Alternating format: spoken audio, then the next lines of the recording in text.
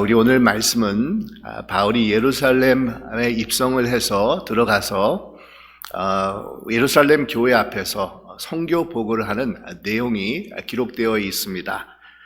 사실 바울은 꼭 예루살렘에 들어오지 않아도 괜찮았던 그런 사람이었습니다. 이 바울이 예루살렘으로 들어오지 않고 다른 선교지로 간다 하더라도 누가 뭐라고 할 사람이 없었고, 아니면 선교지에서 자기는 이제는 은퇴를 하겠다라고 말을 해도 어느 누구도 사도 바울에게 질책을 할 사람이 없었습니다. 하지만 바울은 성령께서 자신을 예루살렘으로 이끈다라는 확고한 신념을 가지고 있었습니다. 예루살렘에서 결박과 죽음이 자신을 기다리고 있다 할지라도 자신에게 주어진 그 소명을 따라서 바울은 그 길을 회피하지 아니하고 먼 길을 마다하지 아니하고 예루살렘까지 오게 된 것입니다. 그런데 오늘 말씀을 보면 바울이 예루살렘 교회에 찾아와서 선교 보고를 하고 취한 일련의 행동 뒤에는 이 세 명의 인물들이 등장하는 것을 우리가 발견할 수가 있습니다. 여러분, 이 세 사람들이 누구겠습니까? 이 먼저는 나손이고, 이 두 번째는 야고보이고, 이 세 번째는 사도 바울 이 자신이 됩니다. 그래서 오늘은 이 세 사람의 인물들을 중심으로 오늘 말씀을 풀어가면서 이 세 사람들이 우리에게 주고 있는 그런 교훈이 무엇인지를 함께 찾아보기를 원하는데, 먼저는 이 나손이라는 사람입니다. 우리에게는 상당히 이렇게 생소한 그런 이름이라고 할 수가 있는데, 성경에 대해서 잘 모르시는 분들도 베드로라든지 바울이라든지 아니면 디모데 같은 이름은 여기저기서 들어보신 적이 있으셔가지고 잘들 알고들 있을 것입니다. 하지만 나손이라는 이름은 처음 들어보신 분들이 거의가 대부분이 아닐까 이렇게 생각을 하게 되는데, 그만큼 성경에서 이 나손이라는 사람에 대해서 큰 비중을 차지하지 않고 있다는 겁니다. 다시 말해서 별로 크게 중요하지 않는 인물로 생각을 하고 있다라고 우리가 여겨질 수가 있습니다. 하지만 하나님께서는 이렇게 이름도 제대로 잘 알려지지 않았던 이 나손이란 인물의 헌신과 수고와 희생을 통해서 이 바울이 가지고 있었던 예루살렘 여정길을 준비해 두신 것을 오늘 본문을 통해서 우리가 생각해 볼 수가 있는 것입니다. 여러분, 이 나손이라는 이름은 당시에는 아주 흔한 이름이라고 하는데 헬라식 발음입니다. 우리 로마식 발음으로는 네이슨이 되고, 우리 또 히브리식 발음은 제이슨이 바로 나손이라는 그런 이름입니다. 근데 성경은 이 나손을 가리켜서 오랜 제자, 이 딱 한 문구로 이 사람에 대해서 설명을 하고 있는데, 여러분, 여기서 이 오랜이라는 뜻은 처음, 최초란, 오리지널이라는 그런 의미를 가지고 있습니다. 이런 것을 보아서 나손은 오순절에 성령께서 강림하심으로 예루살렘에 처음으로 교회가 세워졌을 때부터, 초창기 때부터 교회의 멤버였을 것이라는 겁니다. 그래서 어떤 성경에 보면 오랜 제자를 처음부터 있었던 제자 또는 오랫동안 주를 섬겼던 제자라고 이 번역을 해두고 있습니다. 이 나손은 예루살렘 교회의 창립 멤버로서 그동안 교회가 지내왔던 상황들을 자신이 직접적으로 체험을 하고 목격을 한 인물이라고 할 수가 있습니다. 그래서 신학자들 중에서는 사도행전을 기록한 누가에게 이 초대 교회에 관한 여러 자료들을 제공해 준 사람이 나손이 아닐까라고 추측을 하는 그런 분들도 있습니다. 그만큼 나손은 처음부터 자신의 자리를 변함없이 지켜왔던 교회 역사의 산 증인이라고 할 수 있는 그런 사람이었습니다. 또한 그의 고향이 이 구브로 섬이라고 기록하고 있지 않습니까? 오늘날로만 하면은 사이프러스 섬인데, 여러분은 구브로 출신 중에서 또 다른 사람이 있다고 하면 누구를 떠올리실 수가 있겠습니까? 이 바나바이지 않습니까? 한때는 바울에게 없어서는 안 되는 귀한 동역자로서 같이 안디옥 교회에서 목회를 하기도 했고 함께 선교 여행을 다녀왔던 이 바울인데, 이 바나바인데, 이 바나바 또한 구브로 출신입니다. 그러니까 나손과 같은 그런 고향 출신입니다. 그런데 바울과 바나바가 갈등을 겪으면서 서로 안 좋은 상태에서 헤어지게 되는 것을 우리가 사도행전을 공부하면서 보게 되었었는데, 그럼에도 후에 바울이 기록한 서신서를 보면은 이 바나바의 이름을 긍정적으로 언급을 하면서 바울과 바나바 사이에서 화해가 이루어졌음을 암시하는 그런 성경 구절들이 나오고 있습니다. 그런데 여러분, 이 두 사람 사이에 화해 가교 역할을 했던 중요한 인물 중에 한 사람으로 이 나손을 꼽고 있다는 겁니다. 이 나손이 오늘 말씀에서 처음으로 성경에 등장을 하게 된 이 배경에는 예루살렘에 도착한 바울이 기거할 장소로 나손이 자신의 집을 제공해 주었기 때문입니다. 이 바울은 먼저 이 가이사랴에 도착을 하지 않습니까? 그곳에서 얼마 동안 머문 바울은 약 한 60마일 거리, 가이사랴에서 예루살렘까지의 거리가 60마일 정도가 되는데 그 거리를 걸어서 예루살렘으로 가게 됩니다. 그런데 가이사랴에 와 있었던 나손이 함께 동행을 합니다. 같이 예루살렘에 가서 자신 집에 머무를 수 있도록 자신이 직접 바울과 일행들과 동행을 하면서 예루살렘까지 바울을 안내를 한 것입니다. 어떻게 보면은 별로 큰 일이 아니라고 우리가 생각을 해볼 수가 있습니다. 이 외부인에게 자신의 집을 오픈해서 제공하는 것은 좀 불편은 하겠지만 그렇게 커다란 희생이 따르는 힘든 일은 아닐 것입니다. 하지만 예루살렘에서는 바울을 죽이려고 하는 사람들이 기다리고 있었습니다. 살기 등등한 분위기가 바울을 기다리고 있었습니다. 나손 또한 바울을 통해서 또한 주위에 있는 사람들을 통해서 이런 분위기에 대해서 너무도 잘 알고 있었을 것입니다. 그러니 바울을 자신의 집으로 모신다라는 것은 굉장한 모험이 될 수가 있습니다. 자신과 가족들까지도 바울을 돕는 자다, 바울과 같은 부류의 사람들이다 라고 여겨져서 해가 끼쳐질 수 있는 그런 상황이 되는 겁니다. 하지만 이 나손은 이런 위험이 도사리고 있음을 잘 알고 있음에도 불구하고 바울을 자신의 집으로 모시고 갑니다. 본인이 직접 가이사랴에서부터 함께 동행을 하면서까지 예루살렘에 있는 자신의 집까지 바울과 일행들을 안내를 한 것입니다. 여러분, 이런 나손의 모습을 우리가 종합해 보면 나손은 하나님의 나라를 위해서 무슨 거대하고 위대한 일을 성취했던 그런 인물은 전혀 아니었습니다. 병자를 일으키는 기적과 이적을 베푼 적도 없었고 설교를 잘해가지고 많은 사람들을 구원시킨 그런 일도 하지 않았고 또 많은 재산을 교회에 헌납했던 그런 사람도 아니었습니다. 그럼에도 나서는 세상 사람들 눈에는 별 볼 일 없다 할 수가 있겠지만 하나님 나라에서는 정말 없어서는 안 되는 기묘한 책임과 역할을 감당했던 그런 자가 이 나손이었다는 겁니다. 여러분 한번 생각해 보시기 바랍니다. 만약 나손이 없었다고 하면 초대교회의 귀중한 자료들이 어떻게 오늘날까지 우리에게 전해질 수가 있었겠습니까? 만약 나손이 없었다고 하면은 바울과 바나바가 화해를 해서 교회 앞에서 어떻게 귀한 모범을 보여줄 수가 있었겠습니까? 만약 나손이 없었다고 하면 바울이 어떻게 자신을 해하려는 예루살렘에서 기거할 장소를 얻어서 하나님의 뜻을 감당할 수가 있었겠습니까? 여러분, 그렇습니다. 하나님의 나라에서는 바울과 같은 기라손 같은 일꾼들도 필요하지만 또한 나손과 같이 뒤에서 이름도 빛도 없이 수고하는 하나님의 일꾼들도 필요합니다. 오늘날 우리가 잘 알고 있는 위대한 사도 바울이 있기까지는 사도 바울 혼자서 잘했기도 하지만 뒤에서 많은 헌신과 수고와 희생을 아끼지 않는 나손과 같은 하나님의 사람들이 뒷받침을 해 주었기 때문이라는 겁니다. 오늘날 하나님의 교회가 맡겨진 사명을 잘 감당할 수 있는 이유는 목사나 장로님들도 열심히 일을 하고 있기 때문뿐만 아니라 뒤에서 말없이 묵묵하게 맡겨진 역할들을 감당하는 이름도 빛도 없는 많은 분들이 있었기 때문이라는 겁니다.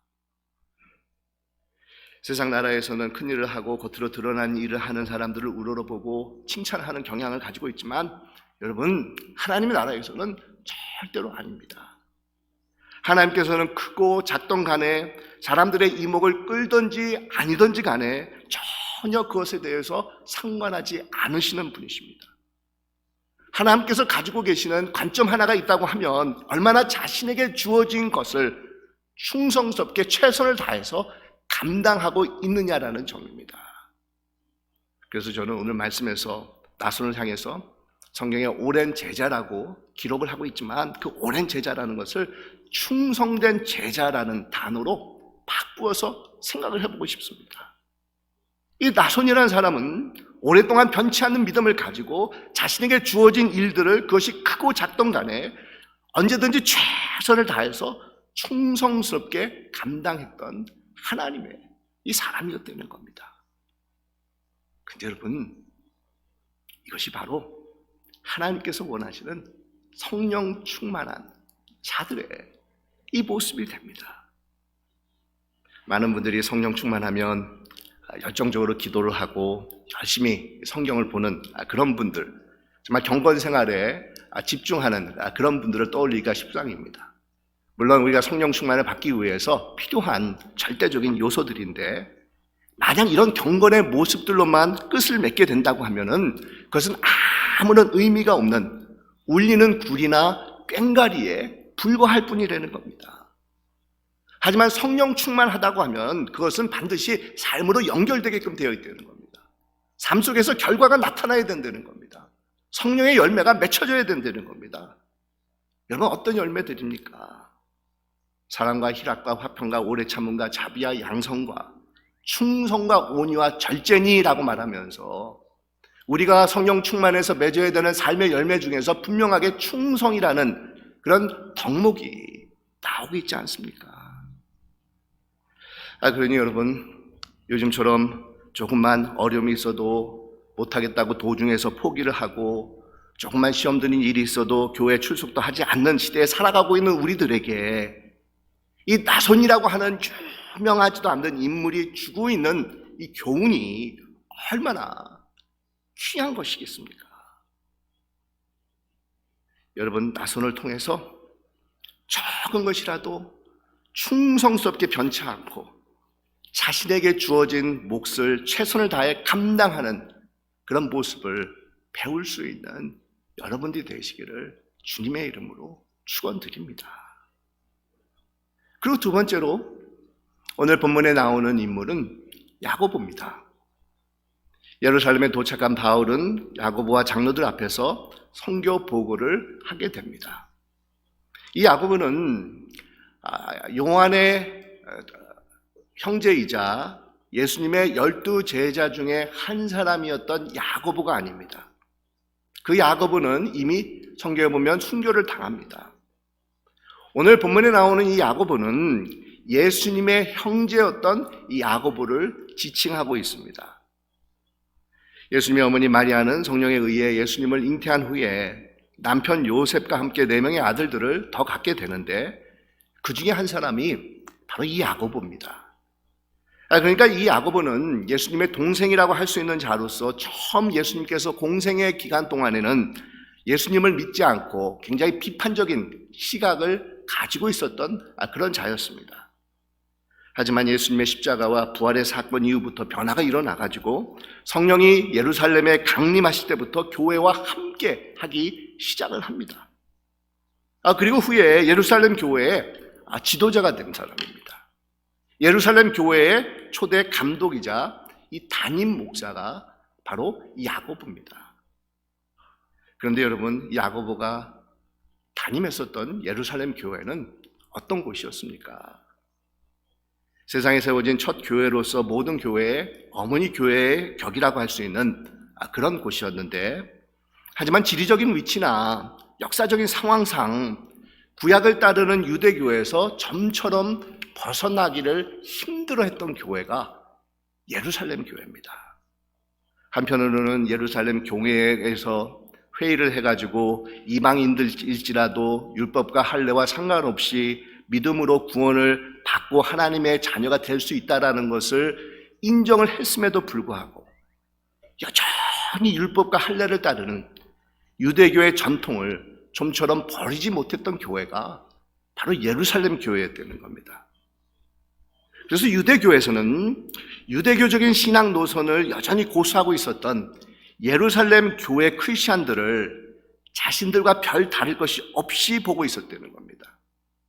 예수를 따르기는 따랐지만 유대교에 속한 한 종파의 일부로 간주를 하고 있었다는 겁니다.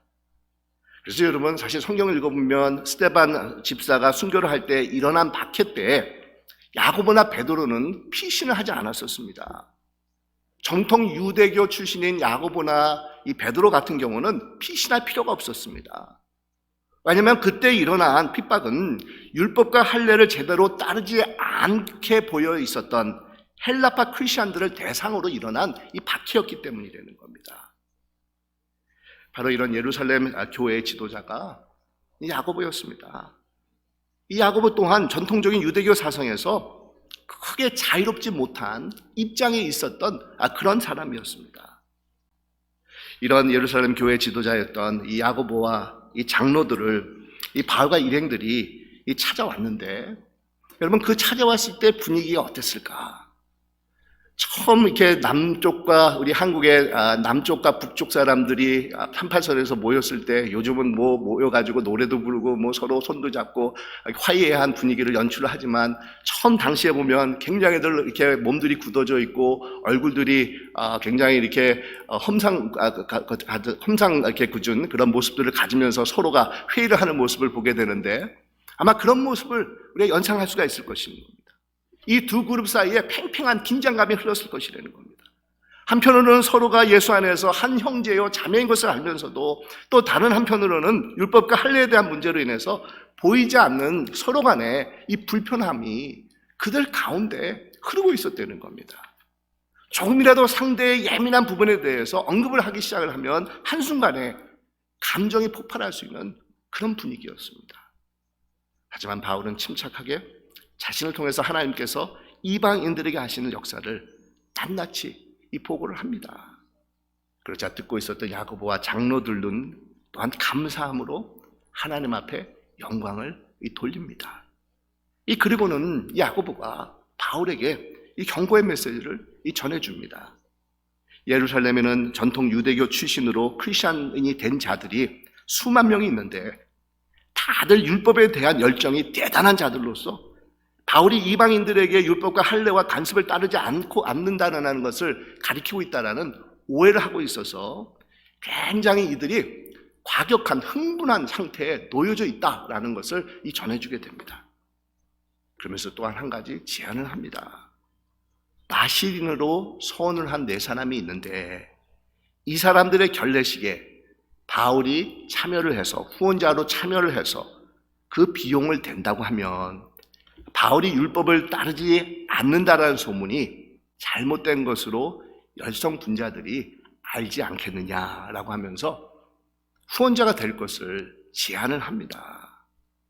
근데 여러분, 이것은 정말 놀라운 지혜입니다. 이 야고보 또한 율법과 할례를 따르는 유대교를 부인하기가 참 쉽지 않는 그런 예루살렘 교회의 이 지도자였습니다. 이 바울이 이방인들에게 가가지고 오직 믿음으로만 구원을 받는다라는 것을 전하는 것에 대해서 아마 야고보 또한 그렇게 썩 흡족한 마음을 가지고 있지 않았을 것이라는 겁니다. 그럼에도 야고보는 자신의 마음을 가다듬습니다. 주위에 가까운 이 사람들의 주장이나 자신 안에 오랫동안 굳어져 있었던 전통적인 사고에 얽매이지 않습니다. 자신을 따르는 예루살렘 교인들이 얼마나 바울을 증오하고 있는지를 잘 알고 있습니다. 조금이라도 바울에게 호의적으로 대해준다고 하면 언제든지 과격한 자들이 자신에게까지 해를 끼칠 수가 있습니다. 그럼에도 야고보는 흔들리지 않습니다.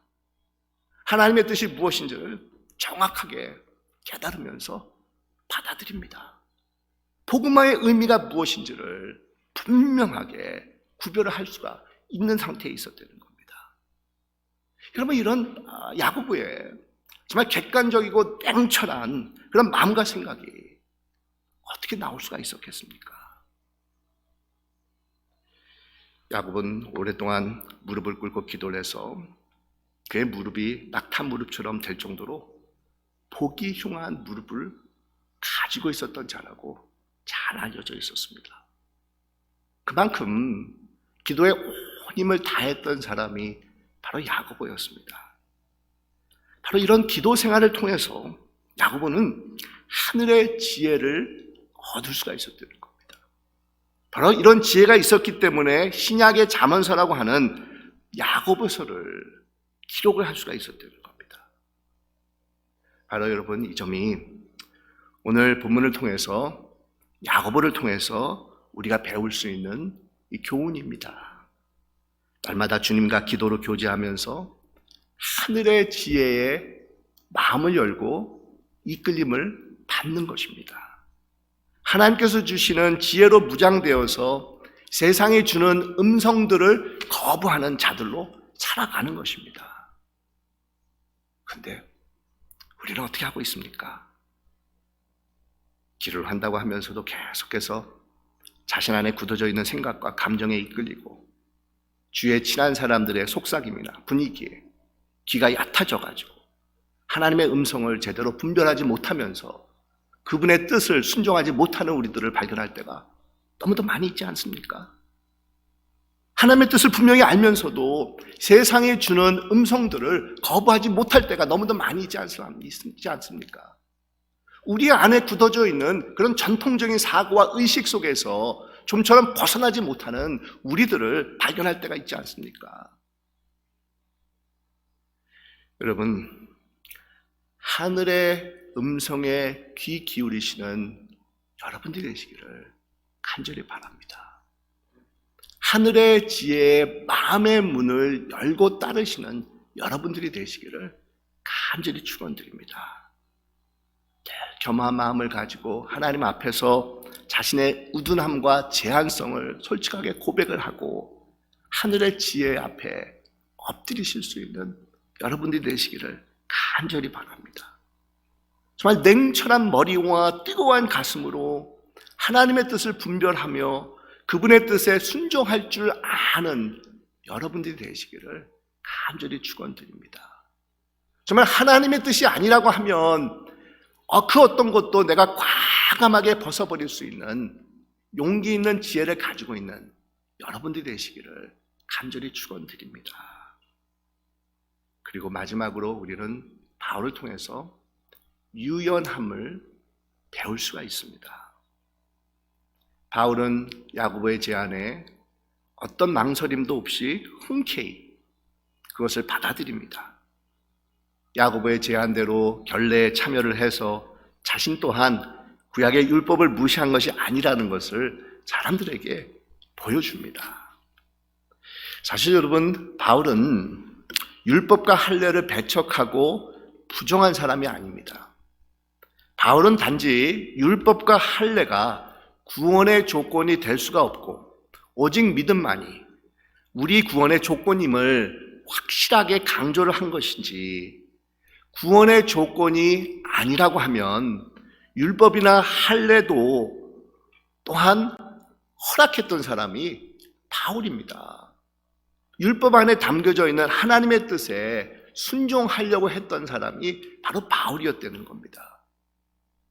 그래서 여러분, 성경을 보면 디모데 같은 경우에는 이 바울이 할례를 받도록 허락을 하지 않습니까? 이 어머니가 유대인이었던 이 디모데에게 구원의 조건이 아니라 단지 유대인의 전통적인 차원에서 유대인들에게 복음을 전할 때 회방이 되지 않게 하기 위해서 바울은 디모데에게 할례를 받게 한 것이라는 겁니다. 여러분, 우리가 잘 아는 바울은 굉장히 의지가 강한 사람입니다. 누구보다도 철저한 원칙주의자였습니다. 자신의 목숨을 내어줄 정도로 어떤 타협도 없이 오직 믿음, 오직 은혜로 유대인이나 이방인이나 모든 사람들이 구원을 받고 하나님의 백성이 될 수 있다는 것을 강력하게 이 주장을 하고 있었습니다. 예수님만이 우리의 참 구세주가 되어주신다라는 복음의 핵심에 대해서는 어떤 양보나 타협도 할 수 없었던 입장을 가지고 있었던 사람이 이 바울이었습니다. 하지만 이런 복음의 핵심적인 가치와 본질 외에 바울은 유연한 마음을 가지고 신축성 있게 모든 일을 대하고 있었다는 겁니다. 결례식 참여가 구원의 조건이 아닌 것을 알고 있었기 때문에 바울은 교회의 일치와 평화를 위해서 유연함을 가지고 야고보의 제안을 기꺼이 받아들이고 실천을 한 것입니다. 여러분, 이것이 성숙한 크리스천들의 이 모습입니다. 복음과 삶의 중요한 본질에 대해서는 언제든지 흔들림이 없이 그것을 고수하고 있어야 되지만 그 외에 2차적인 것들, 비본질적인 것이라고 하면은 유연함을 가지고 대처해 나갈 때 우리는 성숙한 크리스천의 모습을 가질 수가 있다는 겁니다. 바로 이것이 바울이 우리에게 보여주고 있는 신앙의 모습입니다. 인생의 모습입니다.